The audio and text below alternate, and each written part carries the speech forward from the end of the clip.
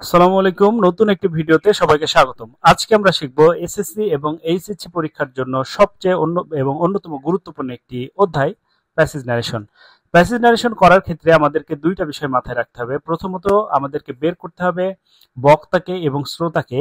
দ্বিতীয়ত অবশ্যই আমরা পুরোটা অবশ্যই অর্থসহ পড়ব। বেশিরভাগ শিক্ষার্থীরা যেটা করে শুরুর দিকে ওই প্রথম ফুল স্টপ পর্যন্ত পড়ে এবং উত্তর করা শুরু করে। এটা খুবই বাজে একটা অভ্যাস।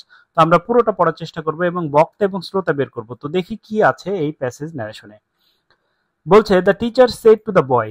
এই যে অংশ, the teacher said to the boy, এতটুকু পড়ে আমরা বুঝতে পারছি বক্তা এখানে টিচার এবং দ্য বয় হচ্ছে শ্রোতা। তো টিচার কি বলছে, যে বক্তা সেই ইনভার্টেড কমার মধ্যে বলবে। তো টিচার বলছে ডু ইউ নো দ্যাট, তুমি কি জানো যে honesty is the best policy. তাহলে টিচার দ্য বয়কে জিজ্ঞেস করছে ডু ইউ নো দ্যাট, তুমি কি জানো যে honesty is the best policy, honesty সততা সর্বোৎকৃষ্ট পন্থা। এবার দ্য বয় তার উত্তর দিচ্ছে ইয়েস স্যার, হ্যাঁ স্যার, আই থিঙ্ক সো, আমিও তাই মনে করি। এবার এখানে দেখো শিক্ষার্থী বন্ধুরা, এই যে এখানে ইনভার্টেড কমা আছে, তার মানে এই ইনভার্টেড কমা শুরু থেকে পরবর্তী ইনভার্টেড কমার শেষ পর্যন্ত একজনের বক্তব্য। তাহলে বোঝা যাচ্ছে যে এই ডু এর আগের ইনভার্টেড কমা থেকে এই পলিসির বেস্ট পলিসির আগে যে ইনভার্টেড কমা আছে এটা হচ্ছে একজনের বক্তব্য। আবার ইএস এর আগে যে ইনভার্টেড কমা আছে এখান থেকে সো এর পর পর্যন্ত যে ইনভার্টেড কমা আছে এটা আরেকজনের বক্তব্য। ওকে, এরপরে আবার আরেকটি ইনভার্টেড কমা শুরু হয়েছে, তার মানে বোঝা যাচ্ছে এখান থেকে আবার অন্যজন কথা বলা শুরু করেছেন। তাহলে এখানে কি আসছে, যে then learn to be honest from your boyhood. এই যে এখানে আমরা আরেকটা ইনভার্টেড কমা দেখতে পাচ্ছি, তার মানে এই অংশগুলো হচ্ছে ইনভার্টেড কমার মধ্যে আছে। এবং এখানে বলা হচ্ছে then learn to be honest from your boyhood, তার মানে সেড দ্য টিচার, টিচার বলছেন তাহলে তুমি তোমার শৈশবকাল থেকেই অনেস্ট বা সৎ হওয়ার চেষ্টা করো বা শেখো। আচ্ছা, এখানে ফুল স্টপ মানে টিচারের এখানে বক্তব্য শেষ বা টিচারের অংশ শেষ। এরপরে আবার একটা ইনভার্টেড কমা দিয়ে এখানে যে ইনভার্টেড কমা শেষ হয়েছে, তাহলে আমরা বুঝতে পারছি এটা আরেকজনের বক্তব্য। কে বলেছে? সেড দ্য বয়, এই যে ফুল স্টপের আগে যে আছে। তাহলে থ্যাংক ইউ কথাটা বলেছে দ্য বয়। আর এই অংশটা আমরা আরেকবার সবশেষ পড়ি, এখানে একটা ইনভার্টেড কমা আছে, এখানে গিয়ে শেষ সেড দ্য টিচার। তাহলে টিচার বলছে মে আল্লাহ হেল্প ইউ, অর্থাৎ টিচার তাকে বলছেন যে আল্লাহ তোমাকে সাহায্য করুন। তাহলে পুরো গল্পটা পড়ে আমরা বুঝতে পারছি টিচার এবং শিক্ষার্থীর মধ্যে কথা হচ্ছে। টিচার স্টুডেন্টকে সততা নিয়ে জিজ্ঞেস করছে এবং স্টুডেন্ট সেখানে সম্মানের সাথে উত্তর দিচ্ছে এবং টিচার তাকে পরামর্শ দিচ্ছে বয়হুড বা শৈশবকাল থেকেই সৎ হওয়ার শিক্ষা নাও। সে এবং এটা শুনে শিক্ষার্থী তখন তার শিক্ষককে ধন্যবাদ দিচ্ছে এবং সবশেষ টিচার তার স্টুডেন্টকে বা শিক্ষার্থীর জন্য দোয়া করছে। এবার আমরা দেখি এটাকে কিভাবে আমরা ডিরেক্ট থেকে ইনডিরেক্ট ন্যারেশনে করব। তো ডিরেক্ট থেকে ইনডিরেক্ট ন্যারেশনের জন্য যেটা বললাম যে বক্তা এবং শ্রোতা এবং পুরোটা অর্থসহ পড়া। এবার আমরা বক্তার বক্তব্যগুলোকে ভাগ করে নিব। আমরা দেখব টিচারের বক্তব্য কোনগুলা, সেগুলাকে আমরা ভাগ করে নিব। তাহলে আমরা বুঝতে পারছি এই অংশটা হচ্ছে টিচারের বক্তব্য। দেখো, do you know that honest is the best policy, এখানে টিচার বলেছে। আবার এখানে then learn to be your boyhood, এটাও আমরা টিচারের বক্তব্য দিব। তারপরে মে আল্লাহ হেল্প ইউ, আমরা বুঝতে পারছি যে এই তিনটা বাক্য টিচার বলেছেন এবং বাকিগুলা স্টুডেন্ট বলেছে। তাহলে আমরা এটাকে কিভাবে ন্যারেশনে চেঞ্জ করব আমরা শুরু করি। তো এখানে খেয়াল করি আমরা, the teacher said to the boy, এই অংশটা হলো এটাকে বলে হচ্ছে মানে ইনভার্টেড কমার বাইরে যে অংশটা আছে সেটাকে আমরা তুলে নিব। এখানে শুধু ছোট্ট একটা পার্থক্য আছে, ওইখানে যেখানে সেড টু লেখা ছিল এখানে এসে সেটা আস্কড হয়েছে। আমাদেরকে বুঝতে হবে ইনভার্টেড কমার মধ্যে যে অংশটা আছে সেটা কোন টেন্সে আছে এবং কোন ধরনের সেন্টেন্স। তো আমরা এখানে দেখতে পাচ্ছি এটা একটা ইন্টারোগেটিভ সেন্টেন্স এবং এটা প্রেজেন্ট ইনডিফিনিট টেন্সে আছে। তাহলে আমরা যখন এটা কোনো কোয়েশ্চেন থাকবে তখন আমরা এই সেড এর বদলে বা সেড টুর বদলে এখানে দেব আস্কড। তাহলে এই অংশের উত্তর দাঁড়ালো, প্রথম অংশের একটু পরিবর্তন হয়ে দাঁড়ালো teacher said to the boy থেকে টিচার আস্কড দ্য বয়। আচ্ছা, আরেকটা জিনিস খেয়াল করে দেখো, এখানে ইফ আছে যেটা এই বাক্যে ছিল না।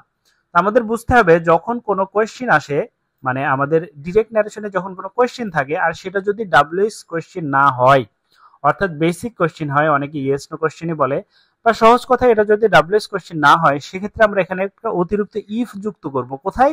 এই যে কমার জায়গায় এখানে একটা ইফ যুক্ত হবে এবং অবশ্যই মনে রাখতে হবে ইফ এর পর একটা সাবজেক্ট হবে।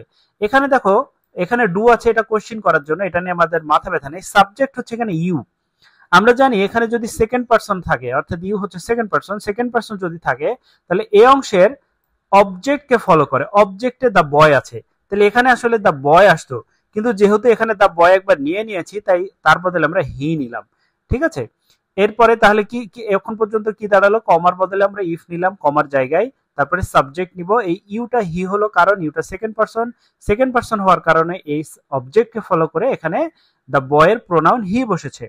এরপরে আগেই বলেছি এটা প্রেজেন্ট ইনডিফিনিট টেন্স থাকলে আমাদেরকে করতে হয় present past indefinite. That means এখানে যে ভার্বটা আছে সেটার পাস্ট ফর্ম বা ভি টু বসবে, তাহলে নো এর পাস্ট ফর্ম হচ্ছে নিউ, তাহলে সাবজেক্ট পেলাম, ভার্ব পেলাম, দ্যাট যা আছে তাই, অনেস্টি যা আছে তাই। আচ্ছা, এখানে নর্মালি ইজ থাকলে ওয়াজ বা ওয়ার হয়, কিন্তু যেহেতু honesty is the best policy, চিরন্তন সত্য, তাই এখানে অনেস্টি পরে ইজটাই থাকবে, তারপরে দ্য বেস্ট পলিসি যেভাবে আছে বসে গেল। ওকে, আমার মনে হয় এই অংশটা বুঝতে পেরেছো। যদি বুঝতে না পারো তাহলে কমেন্ট করতে ভুলবে না, আমি প্রয়োজনে এই ভিডিওটি আবারও রেকর্ড করার চেষ্টা করব। এরপরে টিচার তো জিজ্ঞেস করে নিল যে তুমি কি জানো সততাই সর্বোৎকৃষ্ট পন্থা। এখন স্বাভাবিকভাবে সেই প্রশ্নের উত্তর দিবে শিক্ষার্থী বলছে the boy said yes sir. দেখো ওয়ার্ডগুলো একবার একটা একটু করে খেয়াল করো, বলছে yes comma sir comma I think so, তাহলে সে বলছে yes sir I think so.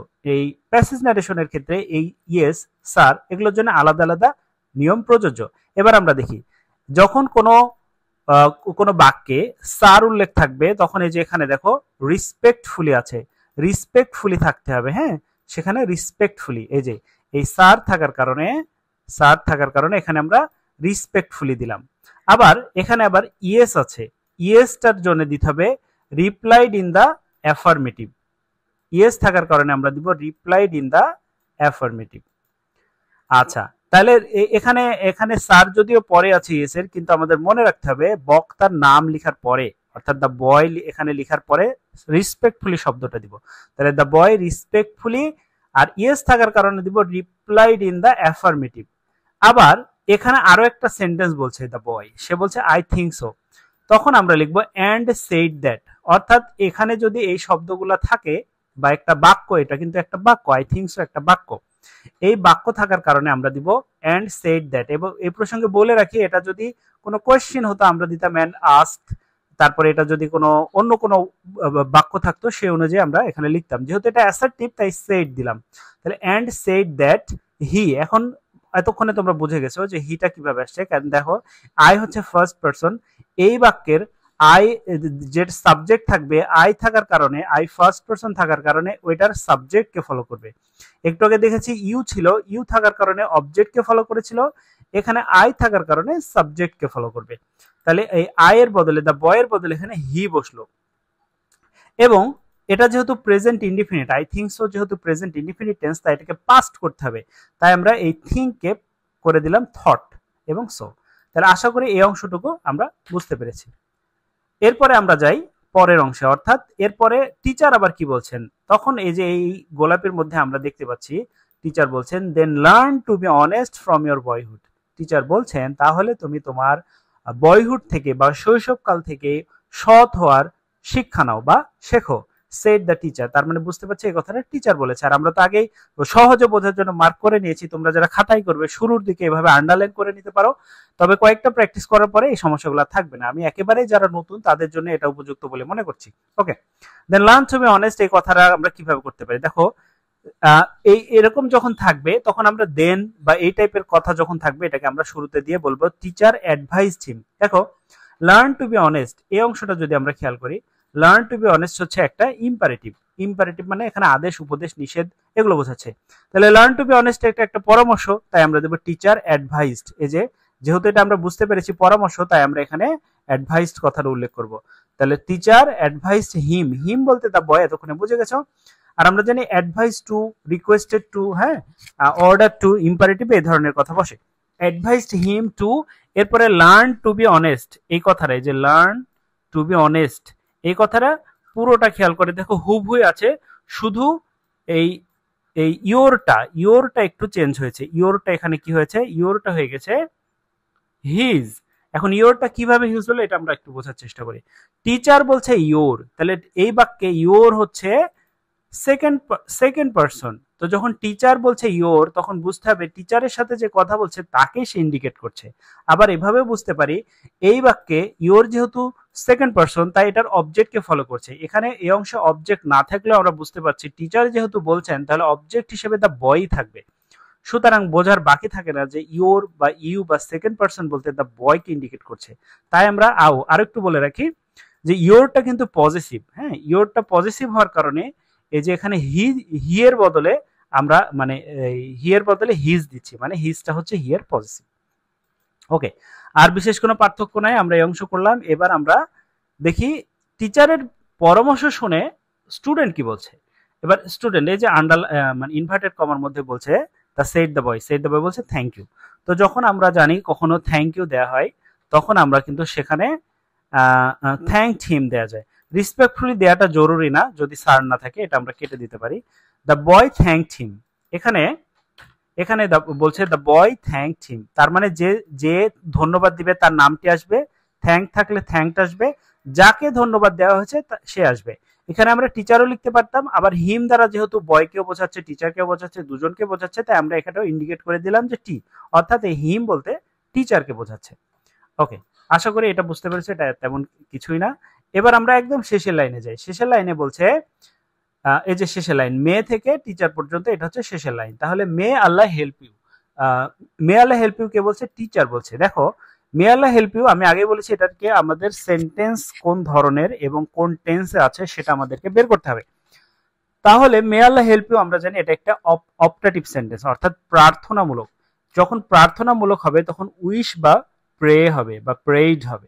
তাহলে এখানে দ্য টিচার ওই শিক্ষার্থীকে দোয়া করে বলছে may Allah help you, that means teacher wished that অথবা টিচার প্রেড দ্যাট, এবং দ্যাট এর পরে অবশ্যই সাবজেক্ট দিব। তো মে আল্লাহ আমরা বুঝতে পারছি যে এখানে আল্লাহ হচ্ছে এখানে সাবজেক্ট, তাহলে আল্লাহ মে থাকলে মাইট হয় এবং হেল্প ইউ।